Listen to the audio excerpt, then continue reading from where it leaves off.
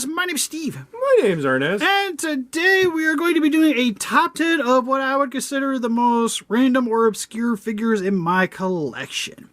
We're going to start with the Kenner alien from the 2-pack with Hicks. It's actually a fairly large alien figure. Yeah, it is, but it looks weird. Yeah, well, also for the ordering of this list, I grabbed the figures I thought were obscure, and Arnes is doing the ordering of the numbers. Because I feel like he's seen my collection enough to know what is probably weird. That and some of the stuff I don't consider as weird as others or random, but he might have a different opinion, so I'm just going to let him go with it. And for his number 10, he went with the alien here. Which, the reason I grabbed it is because, for one, it doesn't have the tubes on the back, so to me, it's very off-putting looking at this thing. Yeah, like the head just kind of weird. Yeah, the head's odd. It doesn't have the inner mouth either. It's just missing a lot. Yeah, it's like, it's got the profile of the alien, but for me, it looks like this probably should have been like a bootleg. Should have been generic alien. Of some sort. Like a drone, like it doesn't even have like any of the spots that it could have. Like it's got a little bit of the rib cage going on. Then the thing can't really stand it all by itself.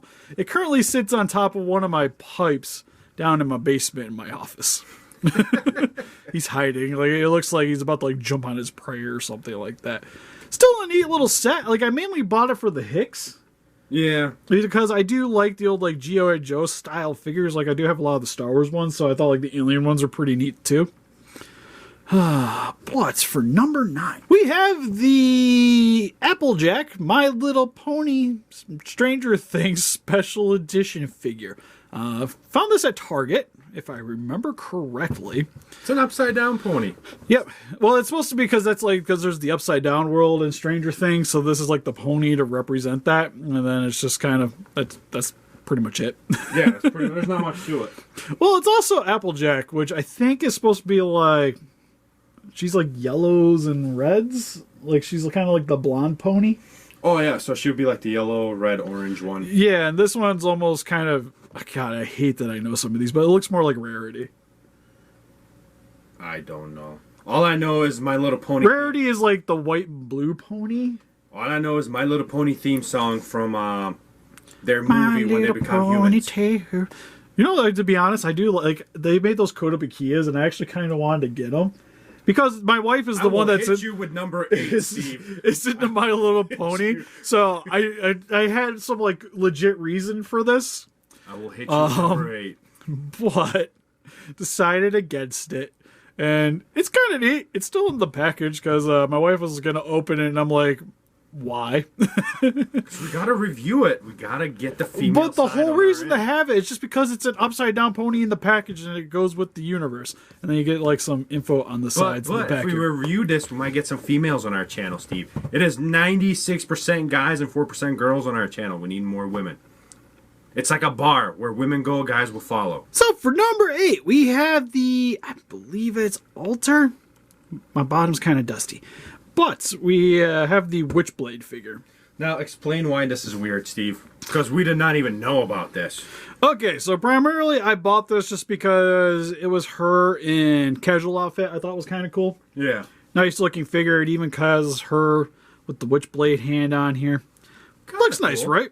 Like, I think it accurately represents her from the anime. We even unboxed this thing and we didn't even notice this part. Yeah, well, because I'm currently going through pitching a bunch of boxes out of my collection just because I just come to the conclusion that I need the accessories, but I'm just putting the accessories in essentially like tackle boxes and trying to condense and make room for storage.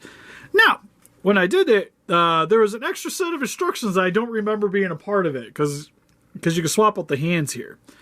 But it focused primarily on her chest was the area. Now I'm like, wait a second, her chest isn't removable because I do have some what I like to call giggity figures that you can swap the chest out for exposed chest. Yeah. I got a couple of those. And the option that this figure has kind of makes sense for those because up here, I never realized that this was squishy. She has soft boobies that are covered in hard shirt. Yeah, the shirt's hard as a rock. But the top here, you can squish in. So if you want, you can play with her cleavage. okay. Why? I was like, I can understand, like, if I could take it off and mess around with it, sure. I guess you can kind of get your kicks that way, but this seems like the most, like, PG-13.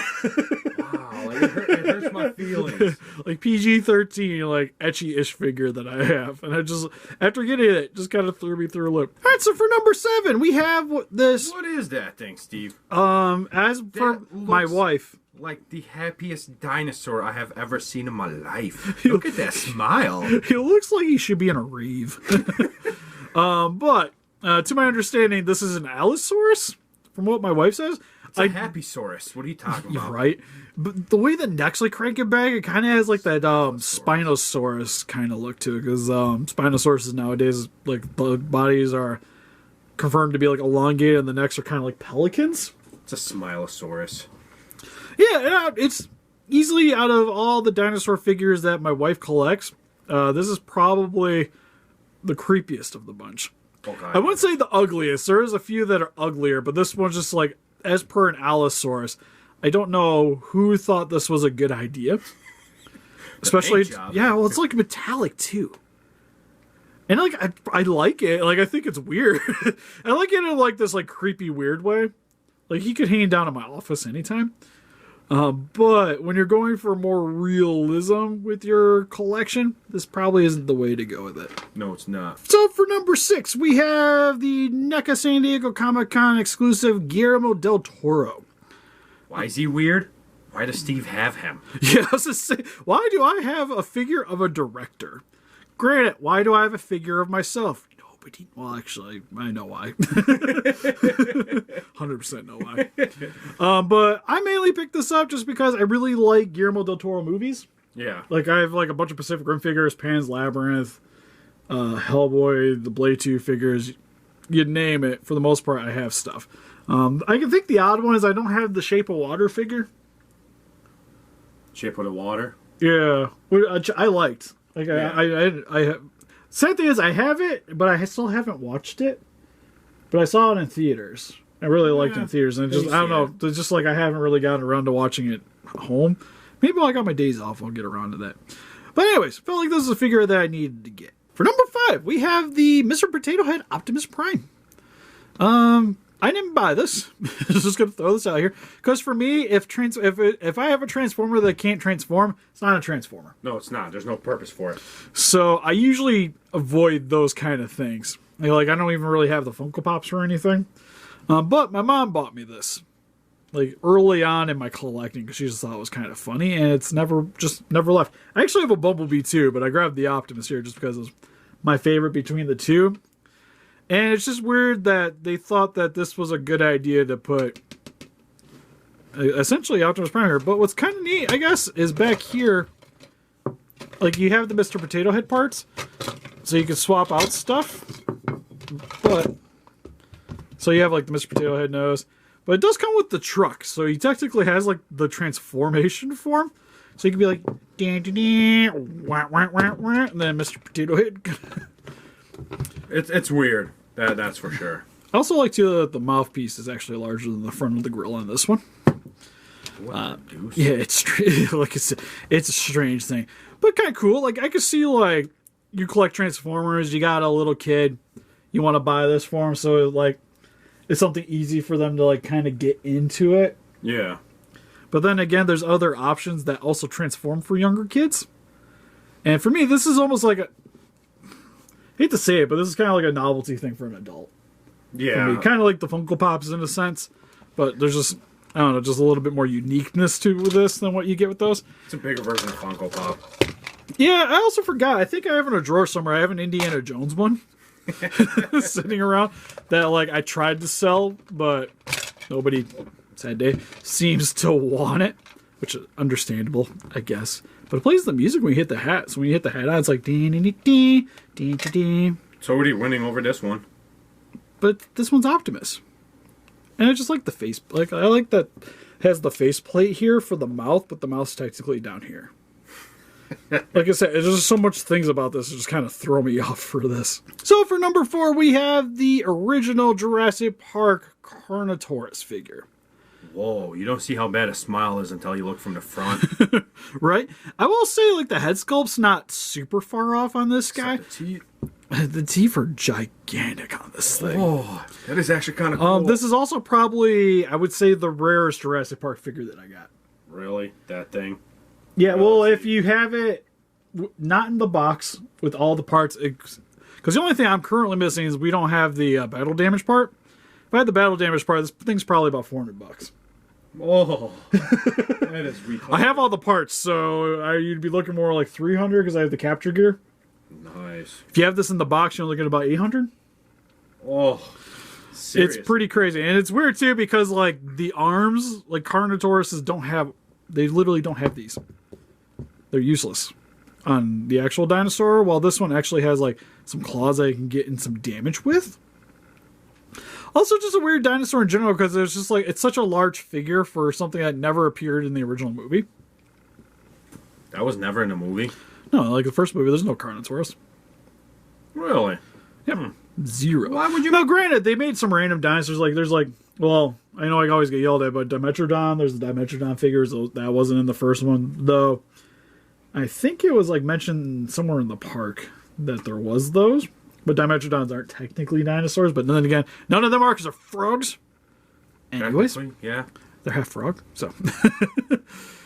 But wanted to add this to the list just because, like, especially out of like legit dinosaur figures, because like I'll consider the Jurassic Park stuff fairly legit. This is definitely probably one of the most inaccurate ones that we own. For number 3, we have my bootleg Godzilla figure. I feel like we should review this monstrosity. I guess Godzilla. It's like you could call it like it's like a dinosaur figure, but it's like clearly Godzilla with the wrong dorsal spines. Like it's even got like the segmenting tail sections. It looks akin to the Imperial Godzilla. It would be cool to do a review just so we can figure out where it actually comes from. What Godzilla figure is this supposed to be?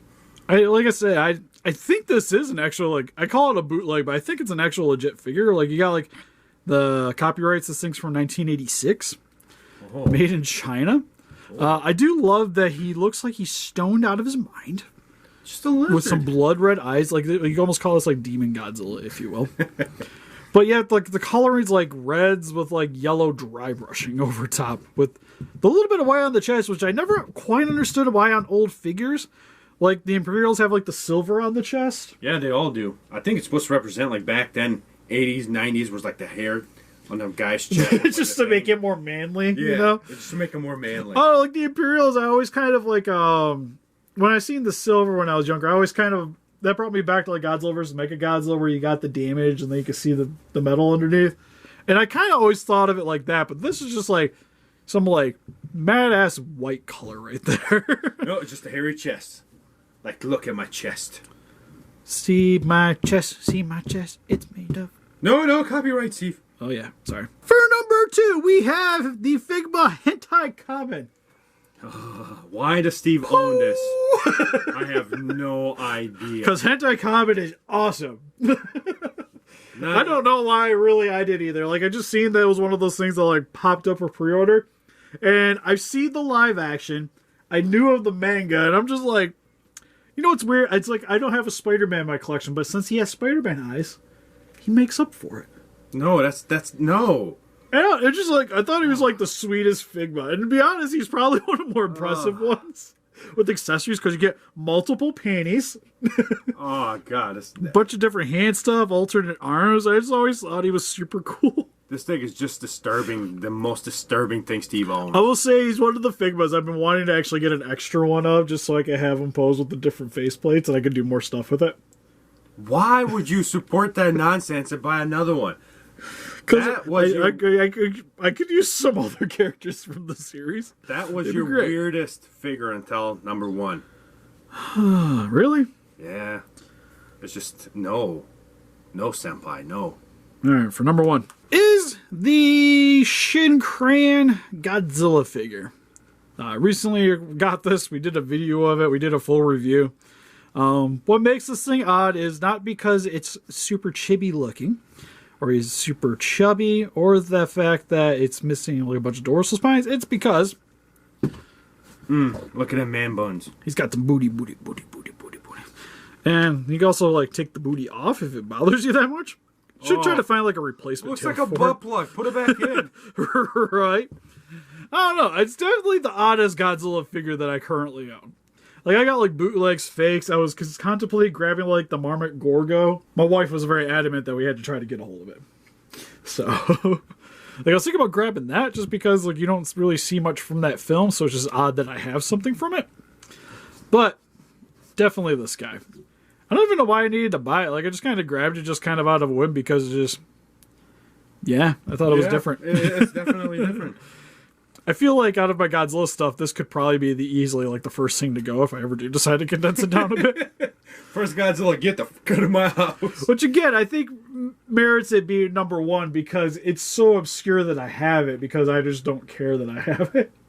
But it kind of goes with my stuff because I have a lot of random Godzilla collectibles to begin with, and I feel like I needed to get the randomest, you know? Yeah. But anyways, let us know in the comment section below if you guys have any weird, obscure figures, collectibles, just anything. I was thinking about grabbing some like the board games and stuff. Like I got like the Thing board game, the Godzilla and Space board game could have possibly made it on this list. I got Mass Effect board game. Yeah, we could probably just do like top 10 board games we own. I do have quite a bit.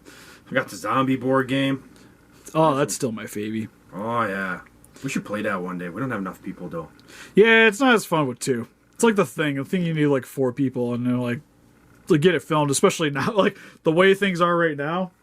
Can't have no more than this many people. Ah! Right? I feel maybe we could try to figure that out on Skype one of these days. Your house is more than 1,000 square foot, so we can have 5 people in here, Steve. You got this. We just don't have to kick Jessica outside in the garage. Right. Sounds like a win-win situation. You got 2 options. Either you play, participate, or you wait in the garage. You hang out with the birds. Anyways, help us defeat those guys just by hitting that like button, subscribe, become a Ranger Day. I'll see you guys in the next video. Bye-bye. Bye-bye.